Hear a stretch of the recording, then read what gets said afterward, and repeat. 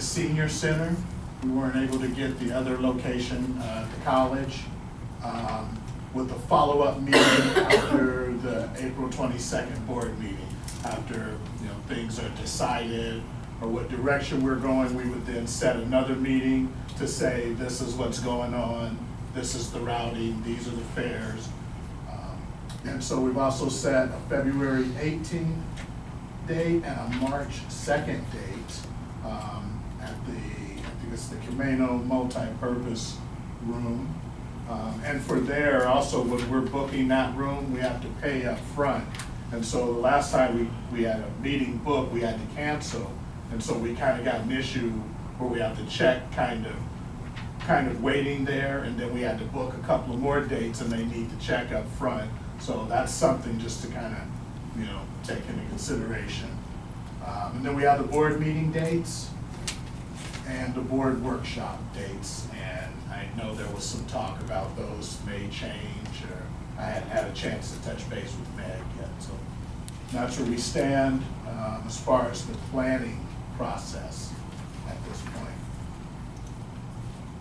Okay, let's back up again here.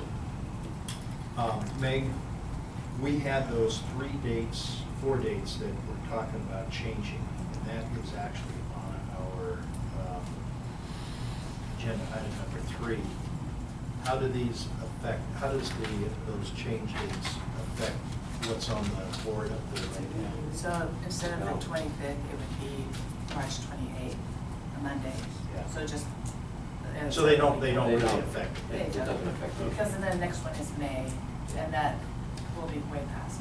Okay, so why don't we just make the decision and we set the schedule and we work for the schedule? Make it so? Yeah. Doesn't need a resolution or anything else like that. Schedule meeting. Mr. Chairman, I may want to also point out that staff does have a pretty detailed work plan in progress right now relative to meeting the various time points and various issue points. We've been meeting at least once, sometimes twice a week on meeting all the various deadlines and various time points we need to get to the June 1st date.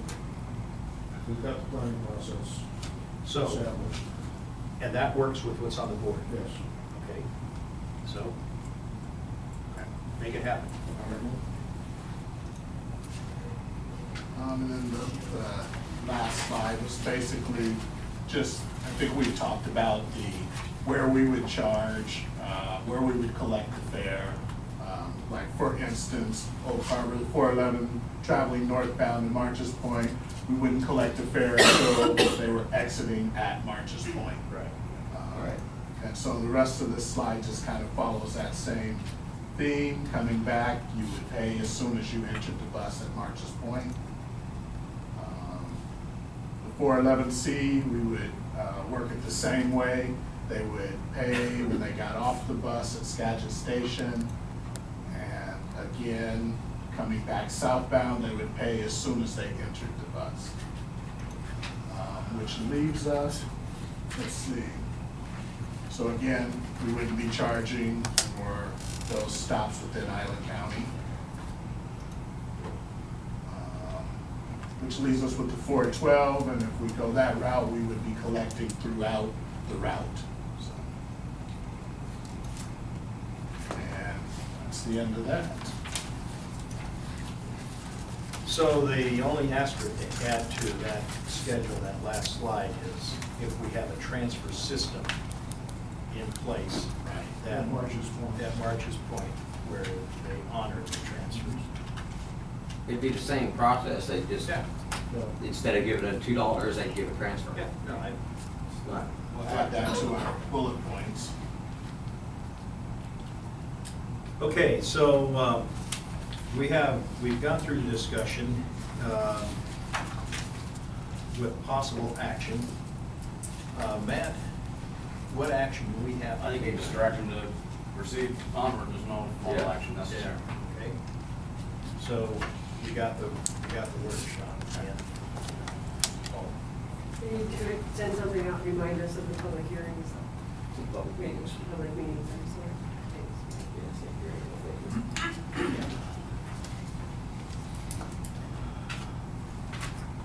Okay, we'll move on. Agenda item number 2, discussion of revision and procurement of policies and procedures. So I think that's at you. I can talk about that. Okay. As you're aware, about a week ago, we ran into a limitation where we need board approval for any procurement over $25,000. Now, that was part of the documentation that was approved back at the end of July, when we revised our procurement policies. When we did that revision last summer, we didn't, when I put that together, I was using it on the advice of the FTA consultants and some of the language they provided to me. But I think that limit, that $25,000 is maybe too confining on this organization, and it's also not in, it's not really in sync with the language that the federal government actually provides in their document, 4221F, which gives us guidance for procurement purchases. And so what I'm proposing is that we put our procurement policy more in line with the federal FDA documents, which breaks out procurements as micro, small, and large. And the cutoff for large is at $100,000. So what I'm proposing is that anything over $100,000 go to the board for approval, specific approval. Of course, all of our purchases are outlined in our budget in a pretty detailed way. And so really the board gives us formal approval before we even start the process. But as the process is going, if we have a large purchase as defined by the federal government, such as buses or vans or whatever it is, that will exceed $100,000, it would again come back to the board for approval. Anything under $100,000 would go through our regular procurement process where we get our manager's approval and then the director's approval.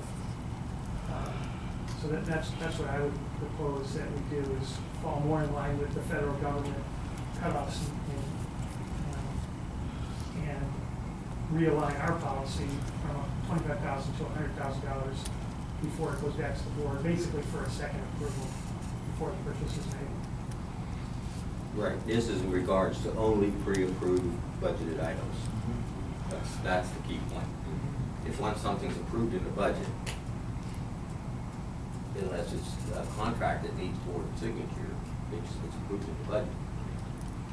And our procurement policy says even though it's approved in the budget, if it goes over a certain limit, it comes back to the board again for a second approval. And what I'm suggesting is to raise that lid, the $25,000 to $100,000, which is in line with the federal government language that they provide in their documentation as guidance for procurements.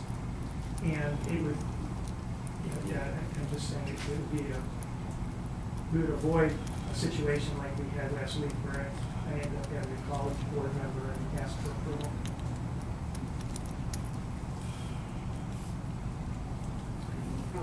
It makes sense to me. The only thing I would ask, and it's typically what we do in the county, is there's a courtesy, acknowledgement where we this was a pre-budgeted item and we've gone ahead and done this. And Well, you'll have a second bite of the apple too, because you have detailed vouchers, so you're Right. going through your finance Voucher. subcommittee and ultimately the full board approves the voucher. Exactly. So, But the vouchers come through after the money. that's correct, so you've got. Well, no.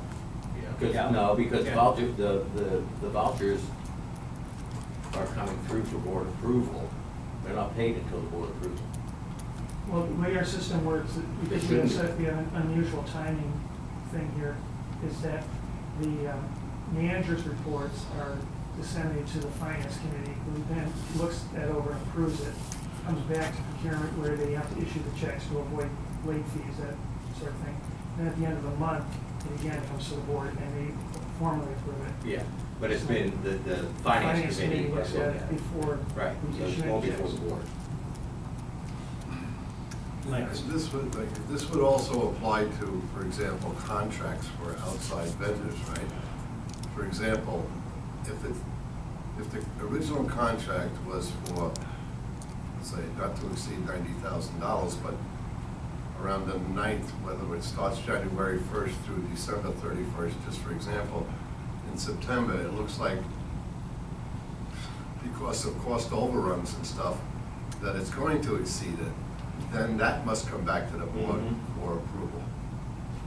Yeah, I think once you set that, you know, a lid like that, that any monies that exceed, any purchases for goods or services in excess of whatever line you draw, then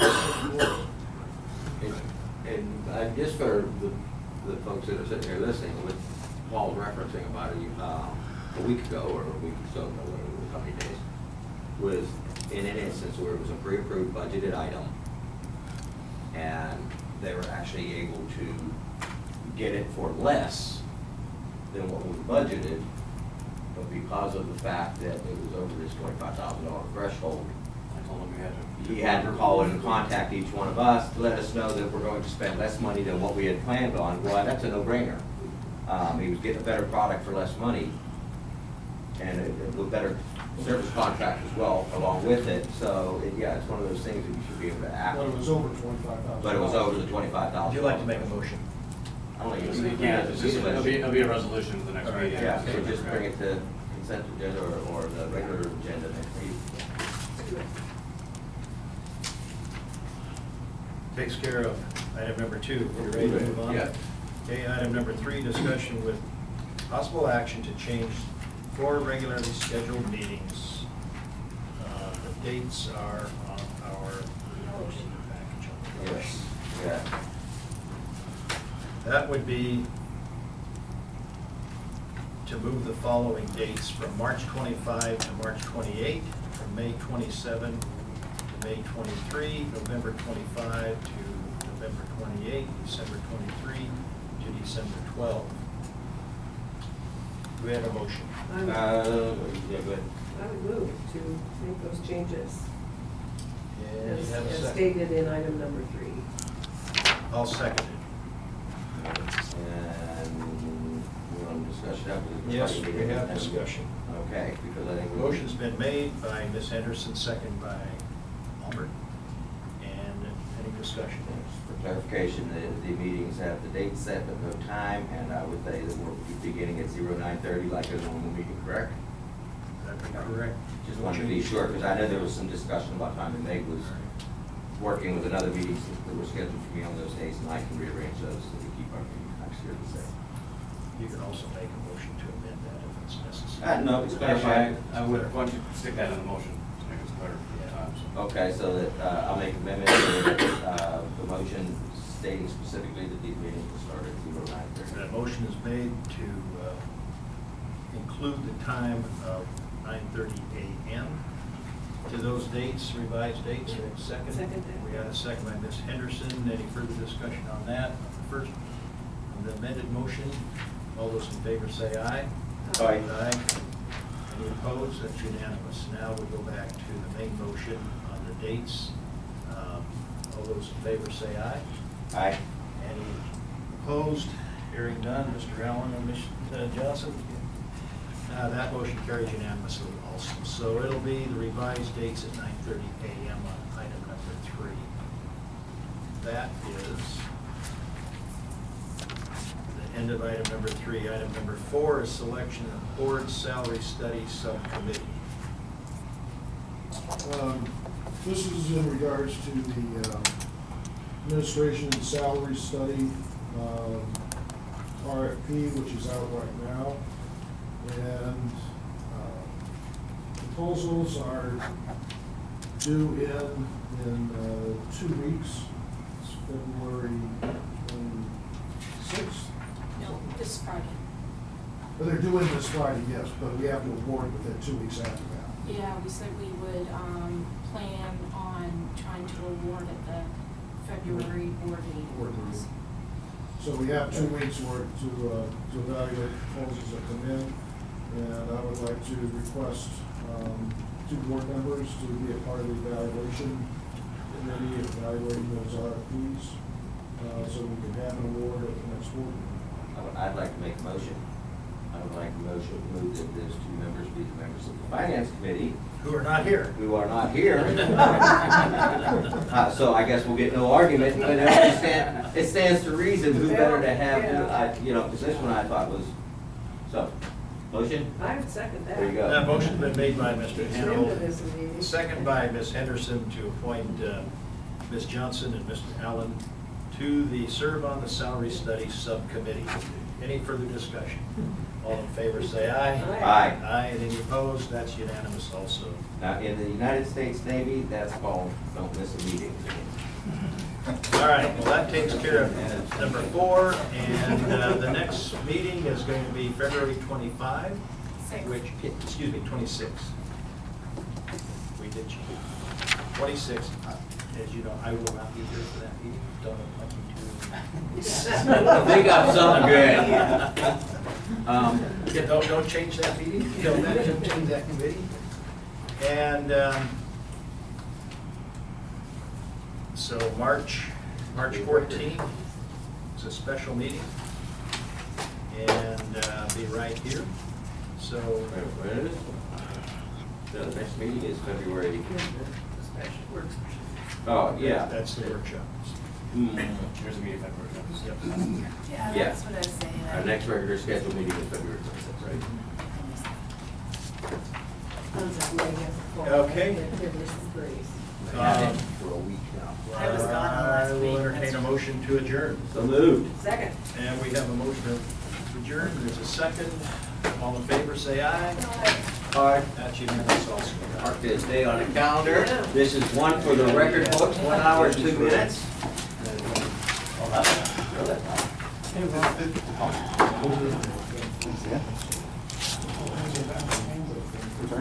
Okay, guys.